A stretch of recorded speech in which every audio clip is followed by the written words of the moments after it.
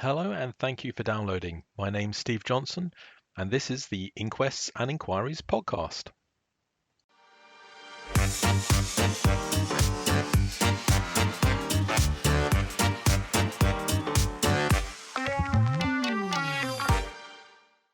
Hello and welcome to this episode on the eve of the release of the Dawn Sturgess inquiry final report.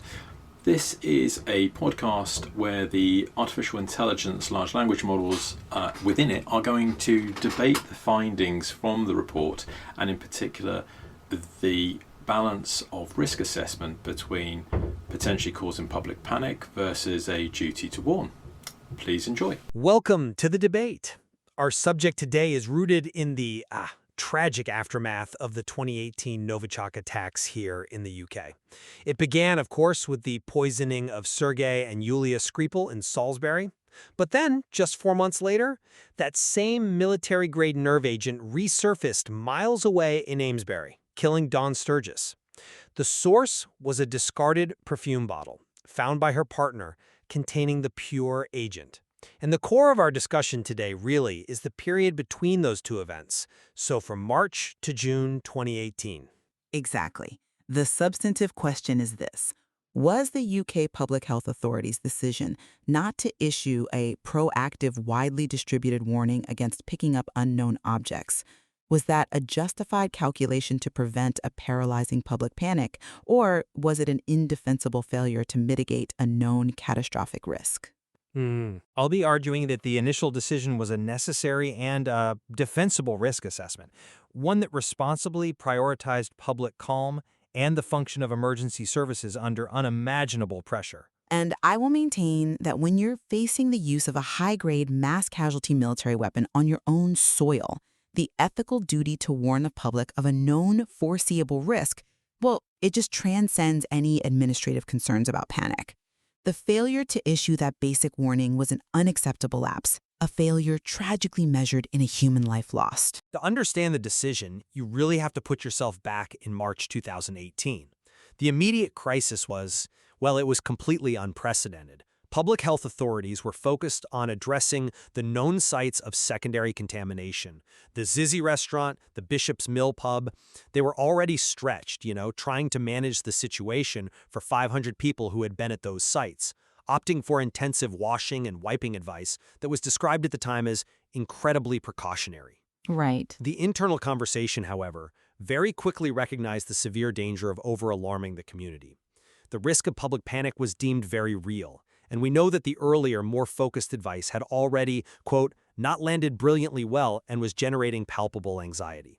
Okay. So the strategic calculation was this: issuing a general widespread warning, a public service announcement telling people, don't pick up anything you didn't drop.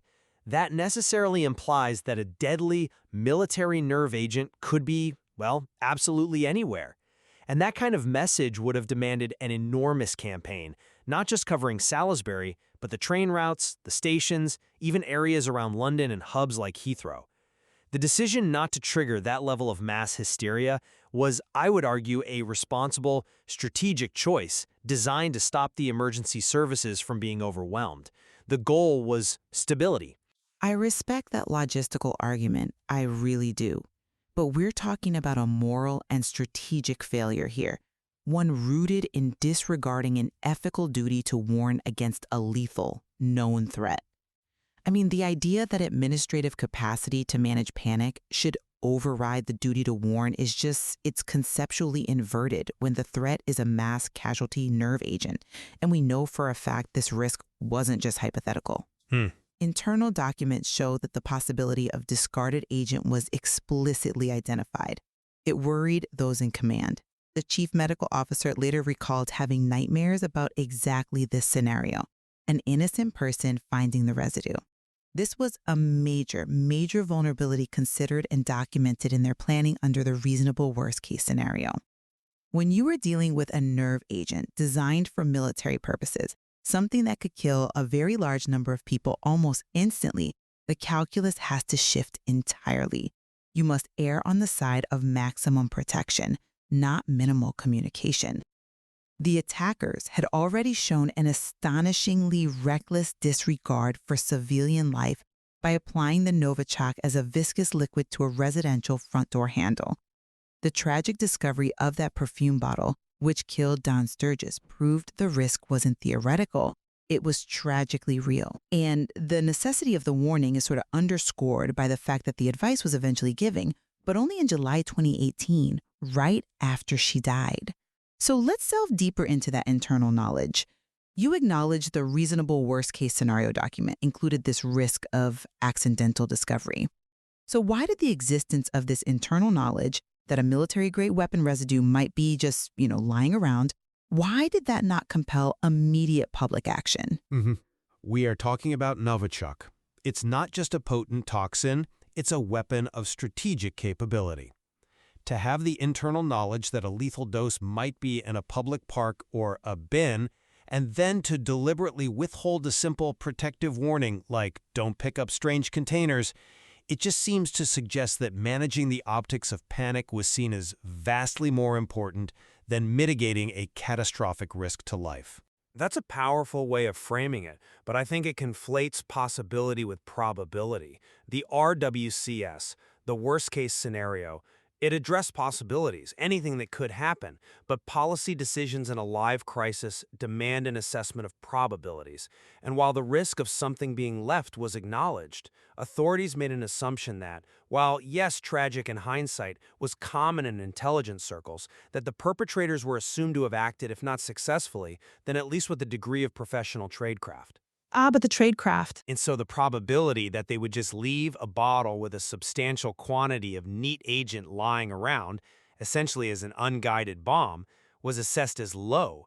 The certainty of chaos, if that wide-ranging warning was issued, was the higher, more immediate threat. I mean, just imagine the phone lines, the emergency rooms, the sheer volume of suspicious package reports that would have instantly flooded Salisbury, Amesbury, and every area in between, diverting resources from the actual police investigation and the cleanup. The priority was managing the certain sites of contamination and avoiding that high certainty of public disorder. I fundamentally disagree with that framing because it relies on this flawed assumption of professionalism. Look at what they actually did. They didn't target some isolated military facility. They applied a viscous liquid nerve agent to a residential door handle. Just visualize that for a moment. In a residential area, knowing that any casual caller, a neighbor, a child maybe, might brush against it. The inquiry itself called this act astonishingly reckless. Right. So given that initial brazen disregard for civilian life, the lack of caution, the willingness to risk mass exposure just to get to one target, how could any responsible authority possibly rely on the notion that these agents would adhere to some supposed professional standard of chemical weapon disposal? Their actions screamed recklessness from day one, not professionalism. And yet we have to remember the context of the decision was the initial response. The full extent of that recklessness, the discovery of the highly concentrated agent in a consumer atom, that was only revealed later. But okay, let's move past the outcome and focus on the decision-making process itself, because I think that's where the real debate is. Even if we accept that the assumption of professionalism was tragically flawed, we have to look at the impact of the policy omission. The inquiry noted that even if the advice had been given proactively in March, it is, quote, simply impossible to say if it would have deterred Charlie Rowley. His known habit, which is detailed extensively, was scavenging discarded items. And furthermore, Dawn Sturgess was unfortunately hungover when the agent was applied. A personal circumstance that, it raises the question of whether advice given weeks earlier would have even been remembered in that moment. I see. My point is that the outcome, as tragic as it is, cannot be definitively pinned on the policy omission.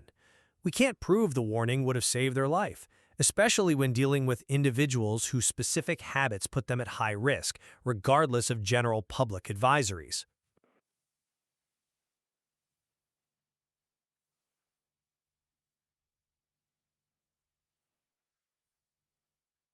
I find that defense really unconvincing because it seems to shift the blame back to the victim's circumstances, to the scavenger's habits, rather than acknowledging the systemic failure of the state to communicate a known threat. The focus should be on the procedural failures surrounding the decision itself. The failure wasn't just a miscalculation, it was a failure of process. The inquiry concluded that the discussions about whether or not to give the "don't pick up the unknown" advice clearly should have been recorded, and that the failure to do so was an error. Yes, that's true. Think about that. Authorities are debating the release of information that could mitigate a mass casualty event, and they failed to properly document their decision. This lack of documentation meant the chief medical officer was left weeks later with a mistaken conviction that the advice had already been given. This wasn't a perfect calculation going wrong. This was a deficient, informal, non-transparent process that failed to properly assess and formalize its response to a threat of this magnitude. That is a systemic failure, pure and simple. And I fully concede that point. The failure to record the debate and the ultimate decision was a significant, regrettable, procedural error, no question. That systemic lapse hampered the ability of authorities to review and update their approach. However, let's separate the procedural error from the strategic calculation, because even if those discussions had been perfectly logged, the strategic calculus remains defensible at that time. Giving that warning implied the nerve agent could be absolutely anywhere, a message that would have terrified populations across a massive geographic footprint. We're talking commuters through Salisbury to London, suburbs, train stations. The risk of generating mass panic and overwhelming the police and health services was an immediate and known threat, which the authorities balanced against what they assessed, perhaps incorrectly, as a low-probability, high-impact risk. But that probability assessment is exactly where the intelligence failure comes in. Your colleagues at Counterterrorism Policing, CTP, they knew more than Public Health England, or PHE, was told. CTP did not share critical details, including the routes taken by the assassins, or the fact that they had contaminated their hotel room in Bow, East London, leaving traces of Novichok miles from Salisbury. If CTP had shared this crucial evidence of sloppy tradecraft, contamination in a major city, wouldn't that have forced Public Health England to immediately reassess the probability of discarded agent from low to high? The police, in trying to secure their investigation, effectively withheld evidence that could have fundamentally altered the public health risk assessment. Well, the decision to withhold that level of detail was made under the banner of national security. Sharing the routes and specific contamination sites would have risked compromising the entire investigation and, critically, CTP's ability to prove state involvement, which was the ultimate strategic goal. The risk-reward calculation was, well, it was pretty clear to them. The high risk of compromising intelligence to a hostile state did not justify what they saw as a limited public health benefit. And why limited? Because the inquiry found that even if this information had been shared, it wouldn't have resolved the uncertainty of where the bottle was. The intelligence just wasn't precise enough to pinpoint the bottle, and the security risk of revealing capabilities to the GRU was simply too high. This was a calculated choice related to national defense, separate from the public health communication strategy. With all due respect, the information wasn't meant to pinpoint the bottle. It was meant to inform the risk assessment methodology. Knowing that they contaminated a London hotel room is direct, verifiable evidence that they were sloppy and left contamination behind. This would have logically compelled PHE to move past the subjective assumption of professionalism and justify a wider public warning sooner. That evidence existed, it was concrete, and it was withheld. Public health decisions must be based on the best available intelligence, and here the institutional boundaries allowed a crucial piece of evidence to be isolated, undermining the very basis for the low probability assessment that led to the decision not to warn the public. Ultimately, the inquiry had to grapple with the same ethical and logistical dilemma we're facing today. And they concluded that the strategic decision not to issue the "don't pick up the unknown" advice was reasonable at the time without the benefit of tragic hindsight. My position remains that the decision was rooted in a genuine attempt to balance national security risks against the massive social and economic disruption of widespread public alarm. The failure to warn was a considered, risk-averse choice in a novel, terrifying situation where the recklessness of the attackers was, I think, unprecedented and initially underestimated. They were trying to prevent a panic that would have collapsed public services based on what they judged to be a low risk. And my position remains that the internal documents prove the risk of discarded agent was entirely foreseeable and known to high-level officials, generating actual fear among them. When you are dealing with a military-grade nerve agent, a weapon designed for mass casualty, Concerns about public anxiety, however real, cannot ethically outweigh the moral duty to warn the public of a catastrophic, life-ending threat. And the acknowledged procedural failures only highlight a system that was inadequately equipped or perhaps insufficiently transparent to treat this unique risk with the gravity it desperately demanded.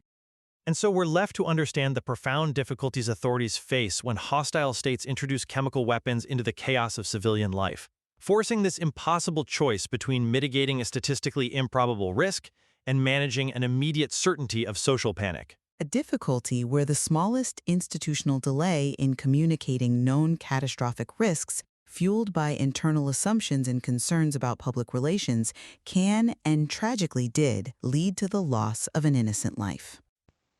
Thank you for listening to the Inquests and Inquiries podcast. Remember, you can find more information on the website inquestsandinquiries.com or on the YouTube channel as well. Link in the notes.